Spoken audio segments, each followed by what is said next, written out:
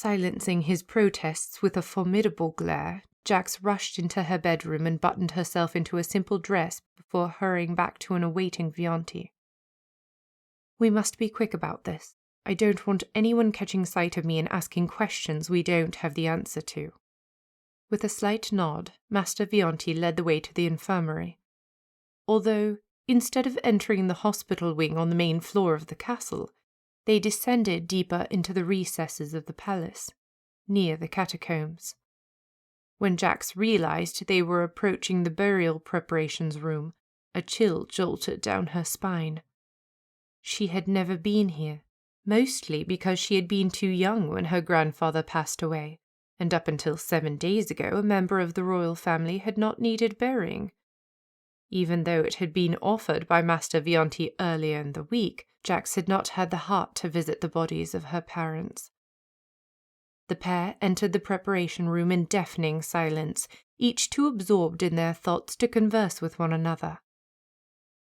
Master Vianti lit the lanterns dangling from the arched ceiling, illuminating covered examination tables in the middle of the morbid space.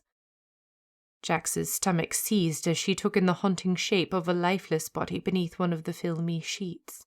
The size and shape suggested her father lay underneath. She closed her eyes, not ready to see the handsome, charismatic man succumb to death. She listened as she heard the swish of the sheet, the prodding and poking of stiff skin and muscle. It nearly made her vomit, Vianti's quickening breathing the only lifelike noise in the room.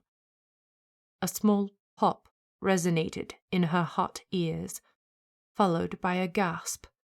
"Your Grace, if you will please look at this. We have our answer." Jax didn't know how she summoned the courage, but she inched open her amethyst eyes, narrowing immediately toward the direction of Vianti's pointed finger. It took her brain a moment to catch up with what her eyes were seeing.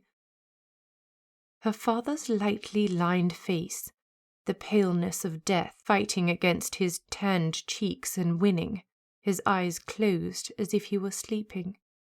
His face was perfect.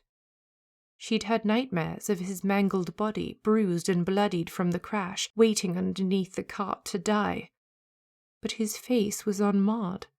No bruises, not even a shaving nick. He was perfect. Except for his mouth. The pop must have been Vianti opening the Duke's mouth, his jawbone moaning in protest. She assessed his pearly white teeth, his smooth lips. They were flawless. It was his tongue that made her stomach reel. His tongue was gangrene, rotting and moulding from within his untarnished head. "May the gods protect us," Master Vianti mumbled, frantically waving his arms around in some type of devotion. He turned to meet her perplexed gaze.